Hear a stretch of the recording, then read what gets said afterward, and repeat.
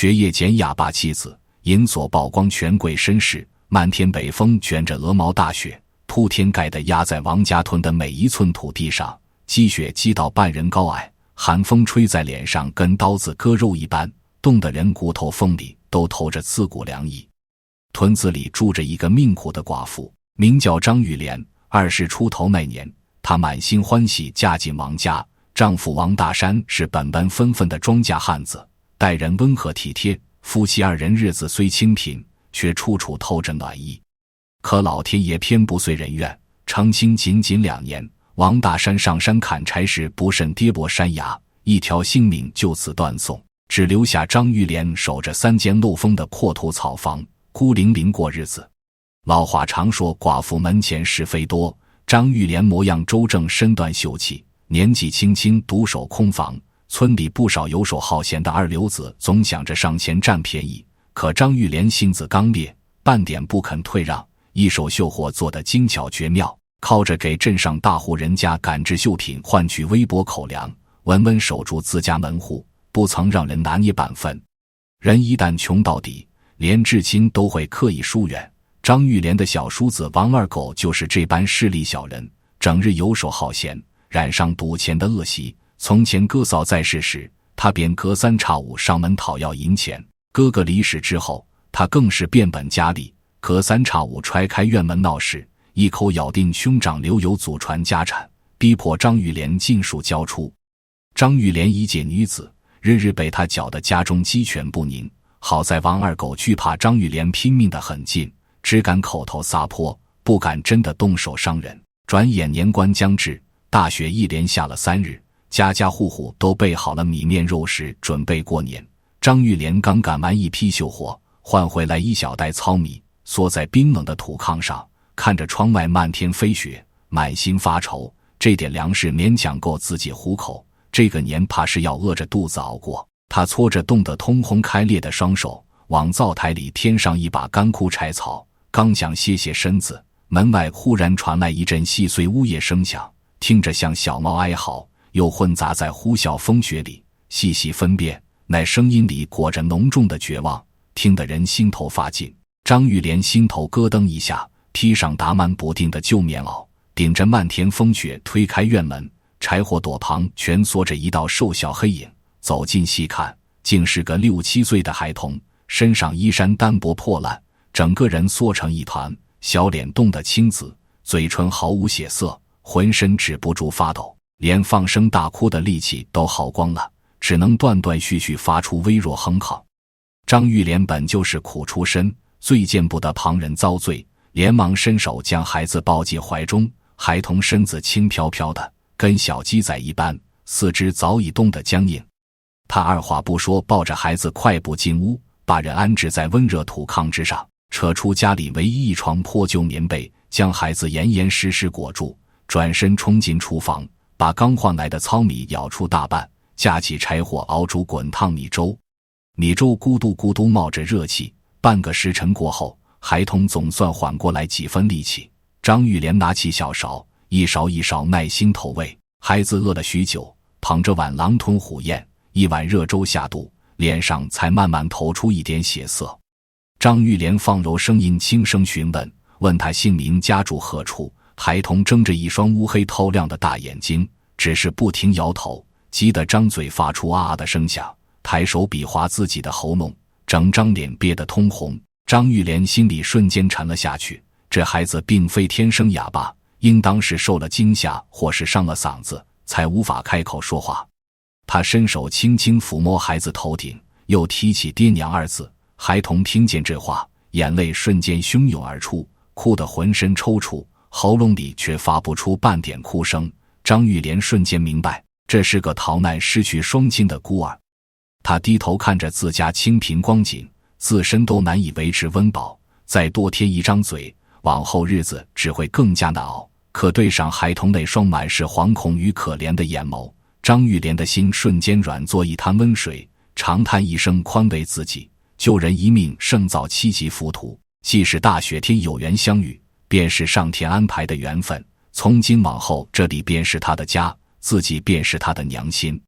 恰逢年关相遇，张玉莲便给孩子取名年儿，孩童事事听懂话语，正能望着他，重重点了点头。张玉莲雪天捡回雅童当作养子的消息，短短1日便传遍整个王家团。第2日风雪停歇，隔壁长舌王婆揣着双手扭着腰，第一个登门看热闹，大嗓门吵得半条街巷都能听见，嘴上假意夸赞张玉莲心肠慈悲，实则句句挖苦，说他自身温饱都难保障，还要拉扯一个哑巴拖油瓶，等孩子长大连亲事都难以置办，根本没法给他养老送终。张玉莲坐在炕边，低头给年儿改造自己的旧衣裳，闻言只是淡淡一笑，回应王婆，人命最是珍贵，自己独居冷清，多一个孩子，家中也能多几分烟火暖意。王婆撇着嘴连连反驳，直言这是多一张嘴消耗粮食，还特意提醒张玉莲，小叔子王二狗贪财刻薄，知晓他还要养活外人，必定上门大肆纠缠。话音未落，院门便被狠狠踹开，王二狗吊儿郎当晃进屋内，一双3角眼滴溜溜四处打量，目光落在炕上瘦小的年儿身上，张口便出言嘲讽，试问张玉莲从何处捡来野孩子？年儿被他凶狠模样吓得浑身发抖，慌忙钻进张玉莲怀中寻求庇护。张玉莲当即放下针线，挺身挡在年儿身前，冷着脸告知王二狗，这是自己的儿子年儿，让他不要肆意胡言。王二狗听完哈哈大笑，只当听见天大笑话，嘲讽张玉莲守寡多年，神志不清，直言兄长只留自己一个亲弟弟，家中所有物件都该归他所有。张玉莲霸占兄长房屋，如今还私自收留外来孩童，勒令他立刻把孩子赶出门。张玉莲气得浑身发抖，厉声驱赶王二狗。王二狗反倒一屁股坐在桌边，笑着二郎腿提出条件，只要张玉莲交出兄长留下的小叶紫檀木匣子，他立刻转身离开，不然往后日日上门搅扰，让母子2人不得安生。张玉莲心中骤然一惊，丈夫离世前确实交付过8丈大小的紫檀木匣，临走前反复叮嘱，木匣是从前军中一位将军赠予的贵重物件，轻易万万不可示人，不到生死关头或是孩子读书急需银钱之时，绝对不能开启，此物极易引来祸事。张玉莲多年谨遵嘱托，将木匣藏在炕洞最深处砖缝之中，从未对外提起。没想到连好吃懒做的王二狗都知晓此事，他面上不动声色，一口否认见过木匣，警告王二狗再不离开，便拿扫把将他打出门外。王二狗见讨不到半点好处，又惧怕张玉莲情急之下动手，只能愤愤放下狠话，转身离开。流言蜚语，心气刁难接踵而至，张玉莲咬紧牙关，独自扛下所有委屈，将全部心思都放在年儿身上。年儿虽说无法开口说话，却格外懂事贴心。张玉莲天不亮起身纺纱刺绣，年儿紧随其后，拿起小扫帚埋头清扫院落。张玉莲做绣活时手指被钢针扎破，年儿立刻快步上前，对着伤口轻轻吹气，交击发出啊啊声响。做饭之时，年儿蹲在灶台旁，主动拉动风箱添柴。张玉莲劳作1日，腰酸背痛，靠在炕边歇息。年儿爬上土炕，伸出稚嫩小手，认认真真给他捶打腰背。每每这般温情时刻，张玉莲便觉得所有苦楚都有了归宿，抱着年儿暗自落泪，心中最大心愿便是能听见孩子开口喊一声娘，就算此刻撒手人寰也心甘情愿。年儿读懂他心中期盼，急切张大嘴巴，喉咙里只能发出浑浊呵呵声响，用尽浑身力气也吐不出完整音节，急得泪水不停掉落，抬手捶打自己喉咙。张玉莲连忙抱紧孩子，轻声安抚，宽慰他能否说话无关紧要，只要平安健康陪伴在侧，自己便心满意足。转眼5年岁月匆匆而过，在张玉莲细心照料之下，当年瘦骨嶙峋的小乞丐彻底蜕变，生得眉清目秀，一双大眼灵气十足。张玉莲省吃俭用，省下银钱，每日抽空教年儿读书写字。年儿天资聪慧，一点就通，母子2人日子虽清贫拮据，却处处充斥温馨暖意。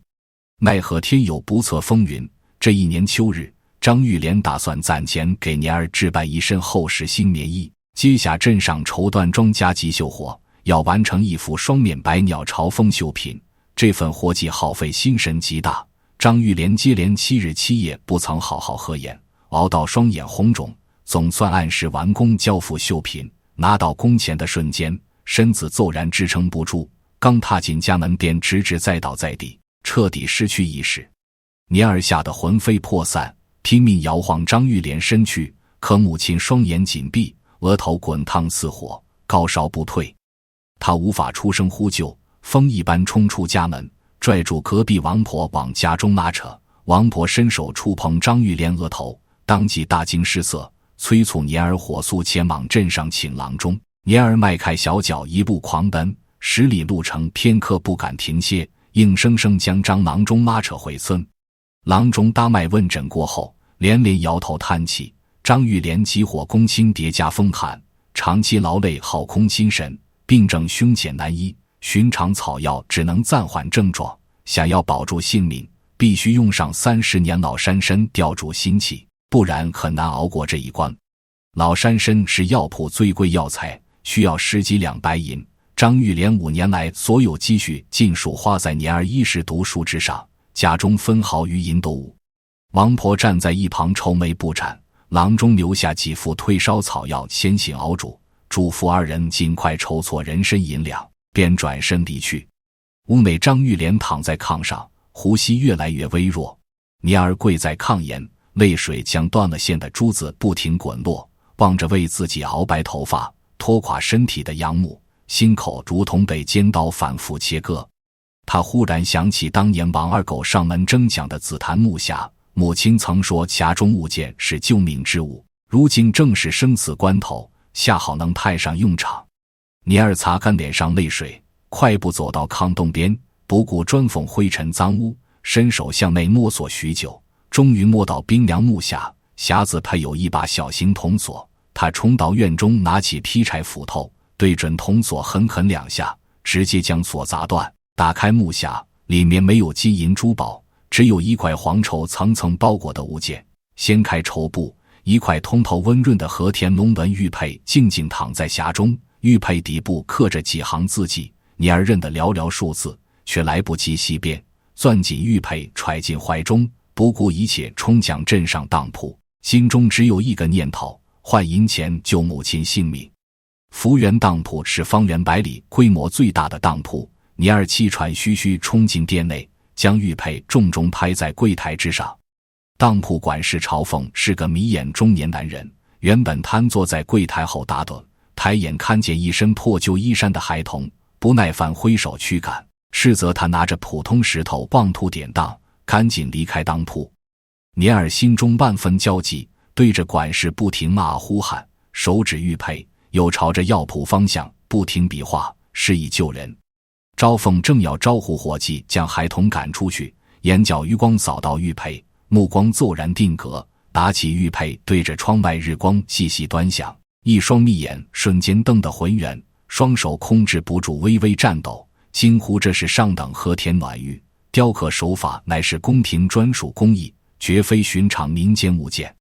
他连忙追问孩童玉佩来历，年儿不停比划，示意物件来自自家。朝凤心中满是怀疑，这般穷钻孩童怎会持有宫中贵重玉器？就在此时，一道阴阳怪气的声音从当铺门口传来，正是输光银钱前来典当首饰的王二狗。他一眼看见当铺内的年儿，出言嘲讽，又瞥见朝凤手中玉佩，瞧见管事满眼贪婪激动，瞬间明白这块玉佩价值连城。他一眼认出玉佩是张玉莲藏在家中的物件，脑中飞速盘算，立刻冲上前一把抢过玉佩，对着管事高声大喊，声称玉佩是自家祖传宝物，是眼前哑巴孩童偷偷从嫂子家中盗取，当即要求管事报官捉拿窃贼。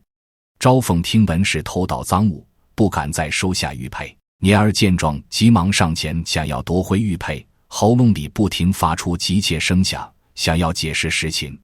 王二狗死死攥住玉佩，揪住年儿衣领，一路大喊抓小偷，拖拽着孩童直奔县衙大堂。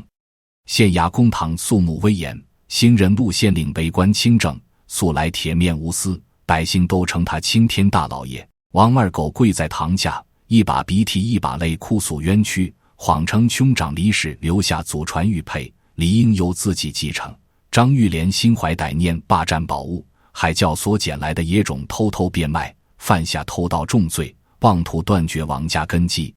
陆县令目光扫过哭诉的王二狗，又看向一旁浑身发抖、泪流满面却无法出声的年儿，开口询问堂下孩童是否天生哑巴。王二狗抢先答话，直言孩童依靠不能说话肆意狡辩，没有证据能够揭穿恶信。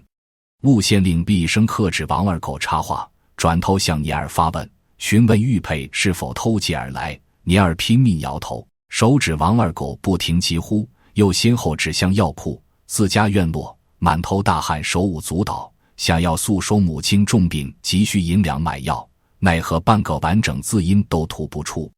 王二狗见状连忙附和，声称孩童这般举动便是默认偷窃。陆县令眉头紧锁，当即传令衙役传唤张玉莲上堂对质。片刻之后，2名衙役搀扶着虚弱不堪的张玉莲走上公堂。王二狗一番大闹，再加上强行拖拽，本就重病缠身的张玉莲气血翻涌，只剩半分气力支撑身躯。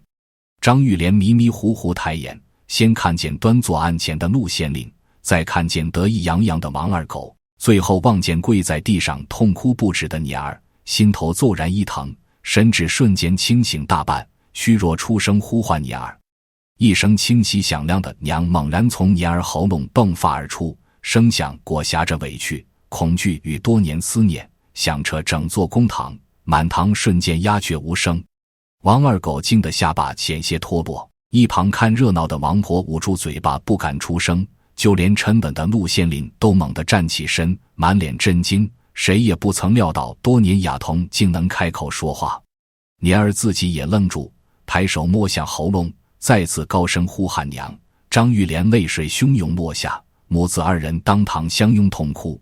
平复情绪过后，年儿对着陆县令重重磕头，大声诉说全部实情，坦言自己并非窃贼，母亲重病卧床，郎中开出名贵老山参才能续命，家中无半分积蓄，才想起母亲藏在炕洞的紫檀木下，取出玉佩前往当铺典当，只为换取药材救治母亲。王二狗常年欺压母子2人，今日故意抢夺玉佩，颠倒黑白，诬告自己偷盗。突如其来的反转让堂下围观百姓全都愣在原地。张玉莲含泪磕头佐证，告知县令木匣是亡夫遗留之物，丈夫生前叮嘱匣中物件留作救命之用，养子只是一片孝心，绝非偷盗。王二狗见局势彻底反转，心中慌乱，连忙出言狡辩，声称母子2人串通一气，演戏欺骗官府，玉佩实打实属于王家祖传之物。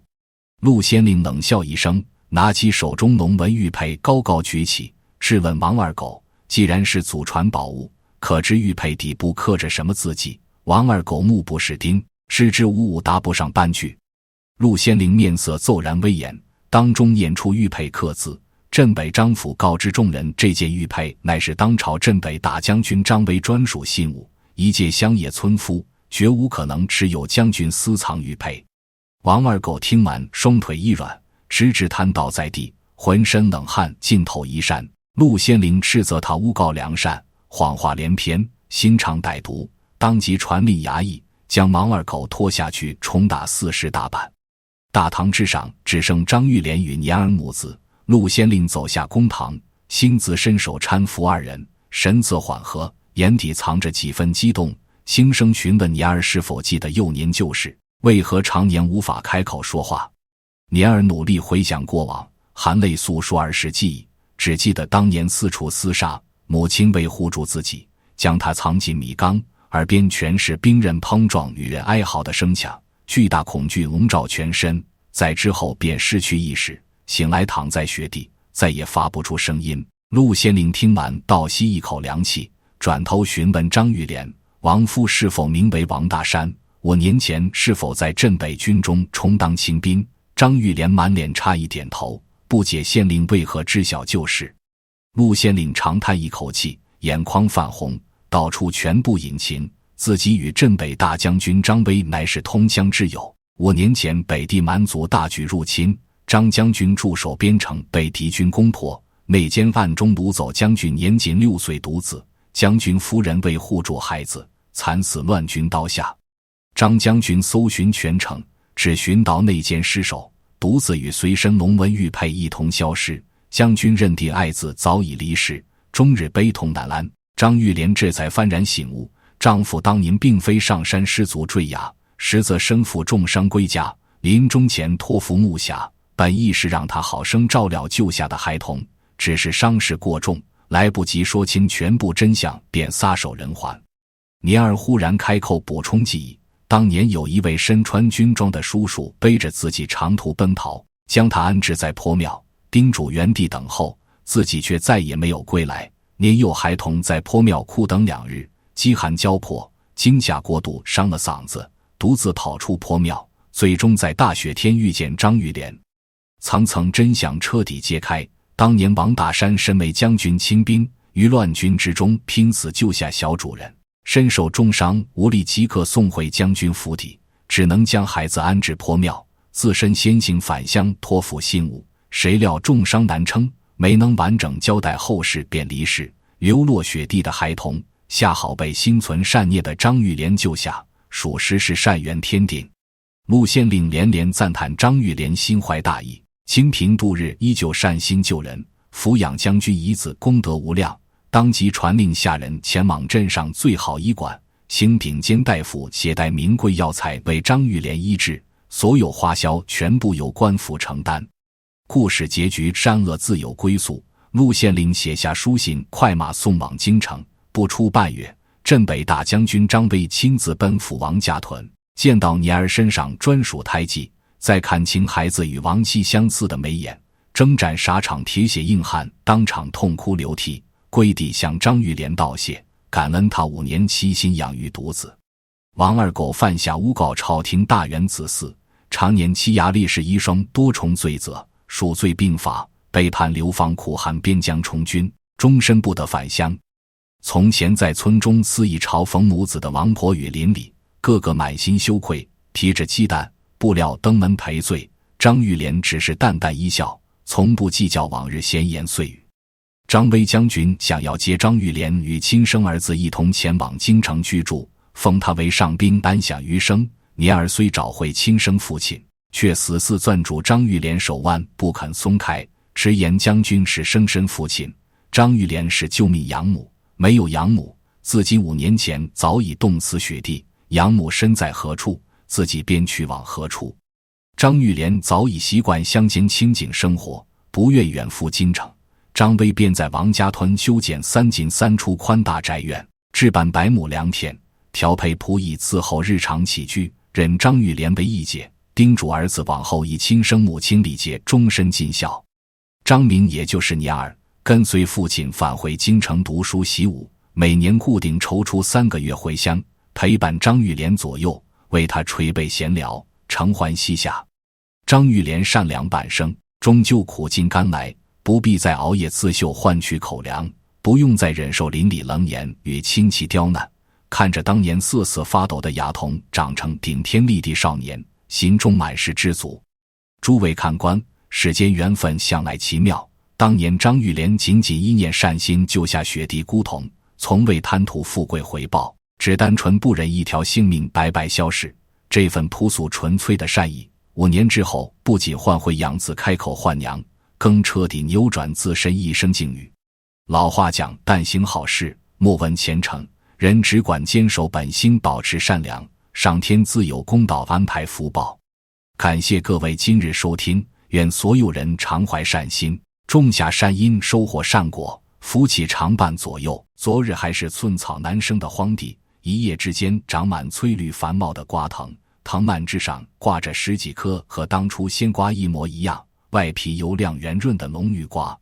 沈渊又惊又喜，心中明白自己那日雨中行善，有幸遇上仙家点拨。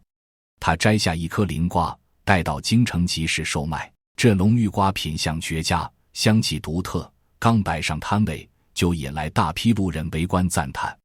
一位大户人家管家恰巧路过，一眼看出此瓜非同凡品，当即出价1两白银全数买下。有了这1两银子，沈渊终于凑齐笔墨纸砚，得以安心温习诗书。更神奇的是，自打吃过那半块鲜瓜，他读书过目不忘，提笔行文如有神助。从前晦涩难懂的经义典籍，如今只需扫上一眼，便能通透理解。往后10日，他每日摘下1颗灵瓜售卖，不光解决日常温饱，还能节余银钱，购入诸多珍稀古籍。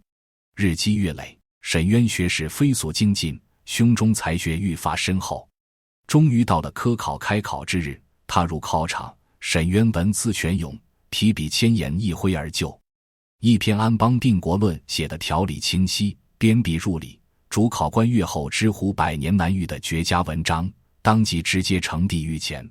皇帝阅览全文，龙颜大悦，亲笔朱笔于批，钦点沈渊为本朝新科状元。一夜之间，沈渊的名号传遍京城大街小巷，人人都知晓兴州出了一位满腹经纶的状元郎。就在沈渊金榜题名，准备入宫参加琼林宴拜见圣上之时，宫门外一道熟悉的身影，惹得他眉头微蹙。正是当年山神庙羞辱老人，嘲讽自己的纨绔子弟王浩。原来王浩父亲耗费重金，在京城为他捐了一个闲散小官，得以留在皇城。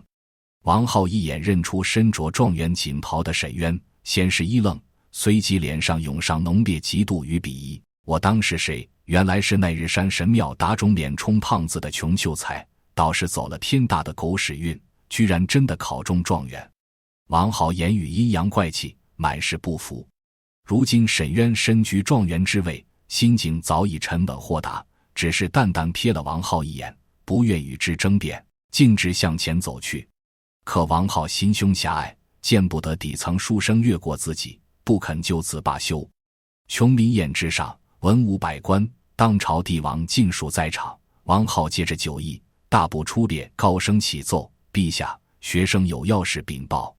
新科状元沈渊德行有亏，心行虚伪，根本不配担当朝廷栋梁。一句话落下，满座文武百官哗然，纷纷交头接耳。皇帝眉头紧锁，沉声发问：此话怎讲？你可有凭据？王浩添油加醋，把当年荒山庙迁旧事全盘说出，刻意歪曲事实，谎称沈渊不自量力，想用100文铜钱想买老农整车瓜果，是为博旁人夸赞，是沽名钓誉的伪君子。听完一番说辞，皇帝面色渐渐沉下，转头看向沈渊：沈渊，他所言之事是否属实？沈渊不见半分慌乱，从容上前一步，不卑不亢，将当年山中遭遇原原本本娓娓道来。从王浩当众欺辱年迈夫妇，踹翻瓜摊木牌，到自己倾尽全部盘缠想要买下瓜果，老人赠瓜解围，每一处细节都说得情真意切。在场官员听完，无不心生动容。皇帝沉默许久，缓缓开口：朕愿意相信你的说辞，只是此事仅由你一人讲述，并无旁人佐证，你可有物件证明那对老夫妻并非凡间普通人？沈渊闻言，小心翼翼从衣襟内侧取出手帕，层层打开，露出剩下几颗乌黑油亮的瓜子，双手捧起呈上御前：陛下，学生没有旁人作证，唯有这几颗瓜子，乃是当日仙家馈赠，常年贴身收藏。学生能有今日学识机缘，全靠这灵瓜开启心智。学生不求高官厚禄，只盼往后有机会寻到2位赠瓜恩人，报答当日雨中恩情。话音刚落，朝堂之中，一位须发皆白、德高望重的老太师缓缓迈步走出队列。他伸手拿起一颗瓜子，细细端详片刻，瞬间脸色大变，双腿一软，跪倒在地，声音颤抖：陛下，老臣认得此物。这绝非凡间普通瓜子，乃是昆仑仙山土地仙看管的地仙参种子。传闻此仙参3000年开花，3000年结果，果实外形酷似西瓜，凡人吃下便能脱胎换骨，开启天智。单单一粒种子，便是万金难求的仙家至宝。老太师一番话落地，满朝文武齐齐倒吸一口凉气，心中震惊不已。皇帝亲自走下龙椅，伸手拿起一颗瓜子，掌心瞬间传来温润柔和的灵气。他抬眼望向沈渊，目光里满是欣赏与赞叹。好一个心怀良善、不忘恩情的后生沈渊！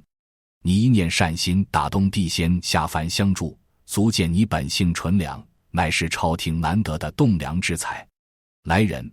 皇帝当即下旨，下令剥夺王浩所有官职，此人仗势欺人，出言诋毁忠臣，不敬先家，德行败坏，欺负教子无方，纵容子弟欺压百姓，罚没半数家产冲入国库，以此警示世间纨绔子弟。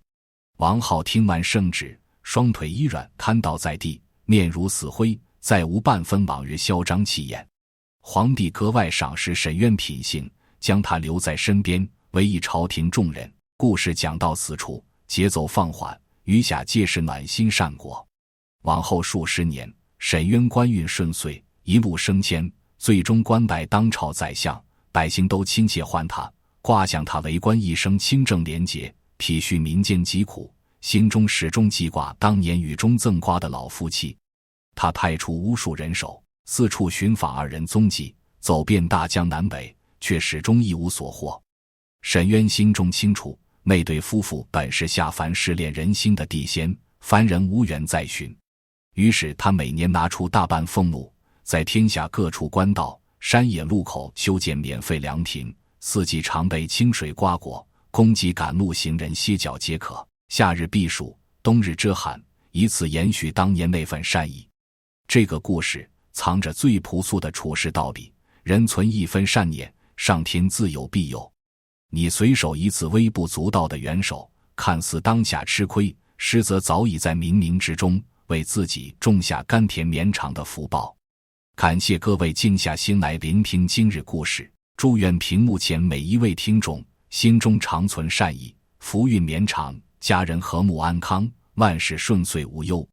咱们下期民间故事再会。掏空赶考盘缠救老农，地仙赠瓜一举成为宰相。漫天惊雷砸落，暴雨倾盆，焦头荒山。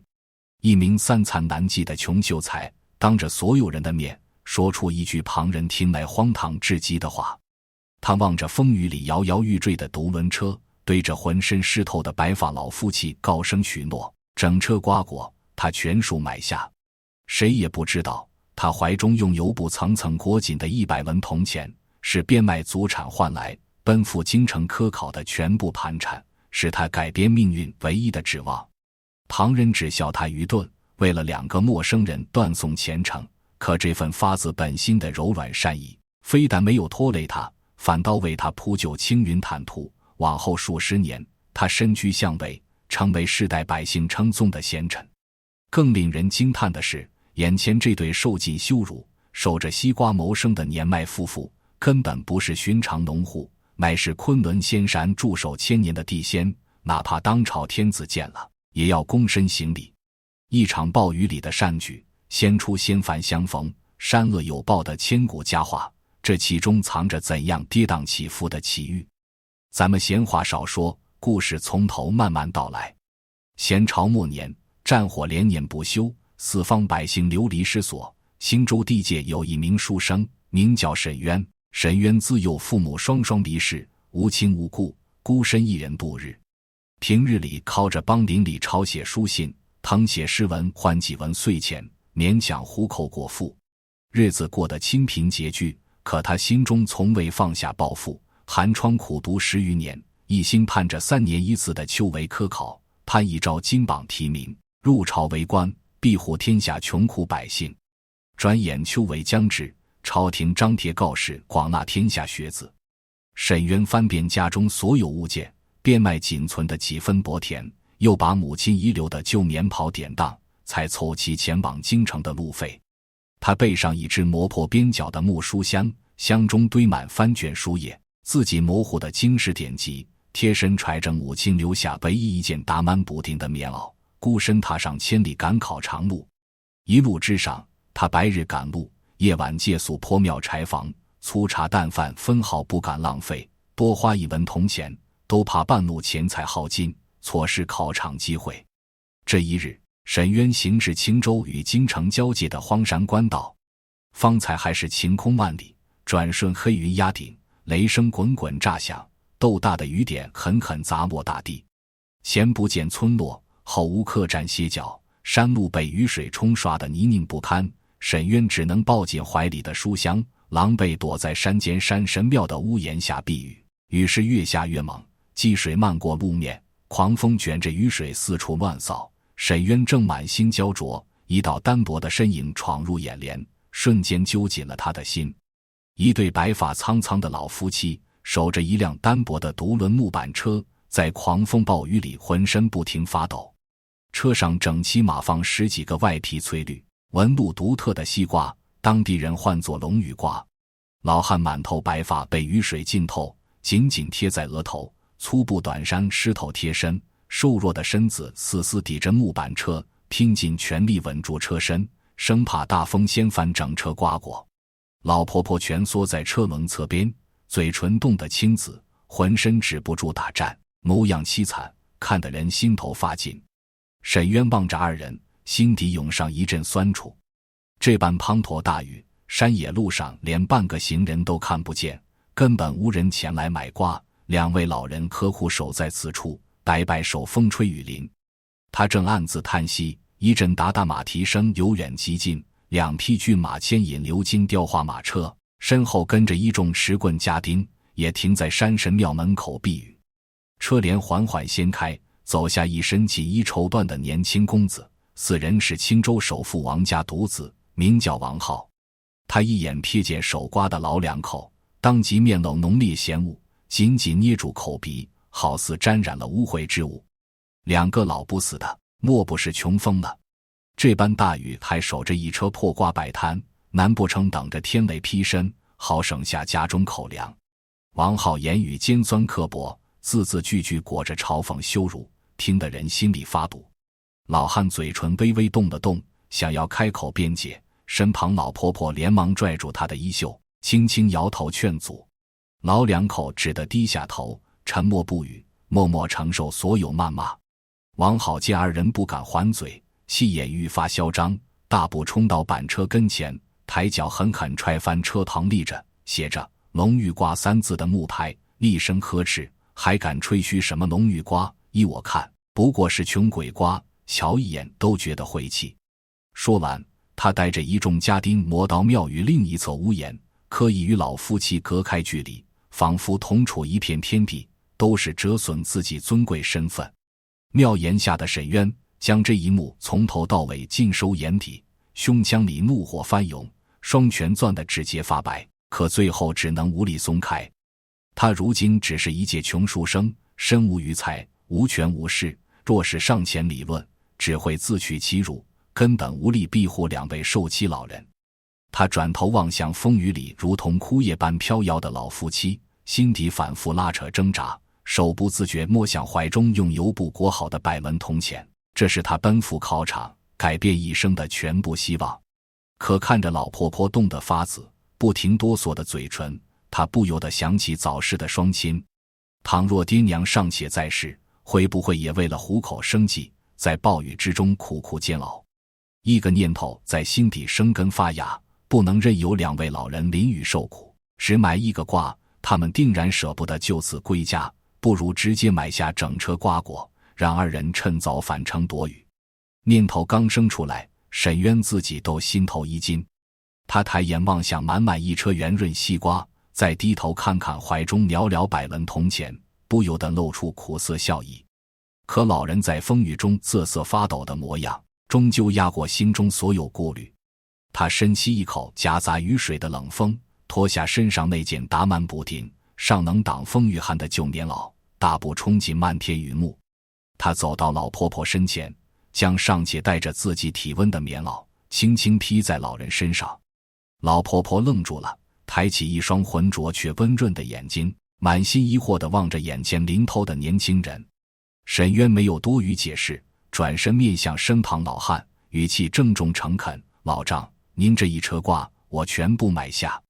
短短一句话落下，老汉夫妇当场愣住，就连庙中看热闹的王浩与一众家丁也全都愣在原地。老汉望着眼前同样淋成落汤鸡却说出这般豪言的年轻人，浑浊的眼底泛起一丝暖意，轻声开口：后生，我这瓜3文钱1斤。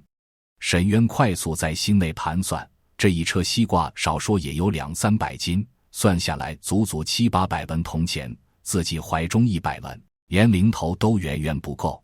可他没有半分退缩，伸手掏出怀里全部铜钱，一捧捧递到老汉面前，语气无比恳切：老丈，我清楚这些钱远远不够抵瓜价，可这是我身上仅存的赶考盘缠，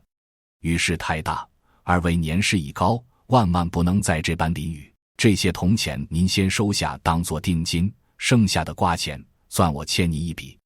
还请您告知家中住址，等我日后金榜题名，必定加倍登门偿还。老汉夫妇捧着那一把零碎铜钱，望着年轻人真挚纯粹的眼神，久久说不出话。二人卖了一辈子瓜果，见过形形色色往来路人，却从来没有见过这般舍己为人、心善纯粹的后生。就在此时，庙中避雨的王浩突然爆发出刺耳的大笑声，笑声里满是讥讽：哈哈哈哈，真是笑死人！一个3餐不济的穷酸秀才，自己都快要饿死，还学着旁人装好人充英雄，区区100文铜钱就妄想买下整车瓜果，真是癞蛤蟆打哈欠，口气大得没边。沈渊被这番嘲讽说得脸颊通红，只觉得自己一片赤诚善意，在此刻变得廉价又可笑，羞愧得几乎抬不起头。可就在他窘迫难堪之时，老汉做出一件所有人都意想不到的举动。老汉没有伸手去接他手中铜钱，反倒颤巍巍走到板车旁，抱下整车最大最圆润的一颗龙玉瓜，掏出随身携带的小刀，一刀切为2半。习意清甜的果香瞬间弥漫整片雨雾，沁人心脾，驱散周遭湿冷。老汉拿起半块鲜红瓜瓤，递到沈渊手中，眉眼温和笑道：后生，你的心肠比这件棉袄还要温暖。这半块瓜是我们老两口送你的，分文不取，你吃下解渴，安心赶路。至于欠下的瓜钱，等你高中状元那日再来偿还，我们也不迟。沈渊望着翠绿瓜皮、鲜红瓜瓤，还有乌黑圆润如同珍珠的瓜子，眼眶瞬间湿热。他心里清楚，老人是不愿让他难堪，特意保全自己最后一点尊严。他双手接过半块灵瓜，对着老夫妻深深躬身一礼：老丈、老婆婆，大恩不言谢。这份恩情，沈渊此生铭记在心。说完，他捧着半块西瓜，转身迈步，头也不回走进茫茫风雨之中。转身的刹那，他悄悄把装着100文铜钱的钱袋塞进板车草席缝隙。他心中打定主意，无论如何不能让2位善良老人白白亏损。他只顾低头赶路，全然没有留意身后异象。那对老夫妻的身影在漫天雨幕里慢慢变得透明，最后化作2道耀眼金光，缓缓融入脚下泥土。身旁的独轮木板车还有剩下所有龙玉瓜尽数凭空消失，不留半点痕迹。各位听众朋友，听到这里，想必你们也为沈渊这份纯粹善心动容。这对来历神秘的老夫妻究竟是何方神圣？那半块香气奇异的龙玉瓜又会如何彻底改写沈渊往后的人生？想要知晓后续完整故事，不妨点个赞，订阅本账号，咱们接着往下讲。沈渊一路赶路，边走边小口吃着手中半块灵瓜，说来万分神奇，瓜瓤入口瞬间化作清甜甘泉，顺着喉咙流淌全身，不止驱散一路干渴，连日赶路积攒的疲惫、山间风寒也一并消散无踪。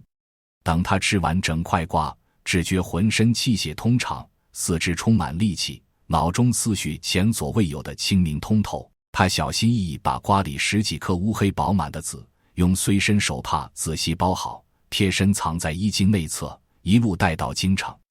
等到踏入京城地界，沈渊怀中盘缠早已分文不剩，无处落脚，只能在城郊一处破败关帝庙暂且栖身。科考日子一天天临近，他他却连笔墨纸砚都无力置办，整日坐在庙门发愁。